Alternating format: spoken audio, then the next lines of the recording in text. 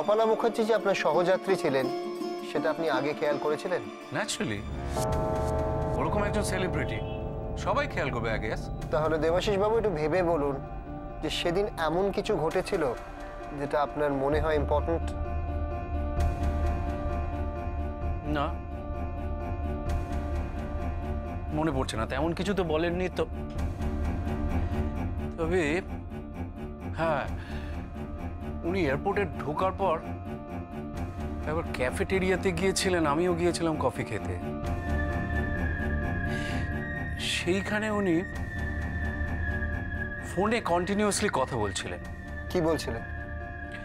না, চাপা গলায় কথা বলছিলেন তো ঠিক শুনতে পাইনি, তবে একবার বললেন হ্যাঁ আসছি আসছি, আর তো মাত্র 2.5 ঘন্টা।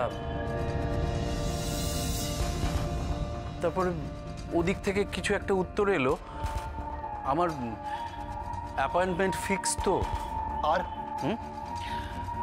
না, আর কিছু মনে পড়ছে না। আমার কফি দিয়ে দিয়েছিল, আমি কফি নিয়ে চলে গিয়েছিলাম।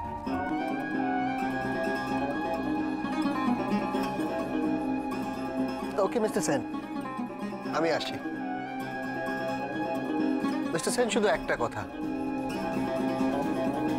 ইন ফিউচার পুলিশের কাছে সত্যিটা গোপন করবেন না, তাতে সময় এবং এনার্জি দুটোই নষ্ট হয়। এক্সট্রিমলি সরি, আমার না ভুল হয়ে গেছে। আসলে কি জানেন, আমি ঠিক বুঝতে পারিনি। আমি প্রমিস করছি ভবিষ্যতে আমার তরফ থেকে আমি সব রকম কোঅপারেশন করব। Thank you.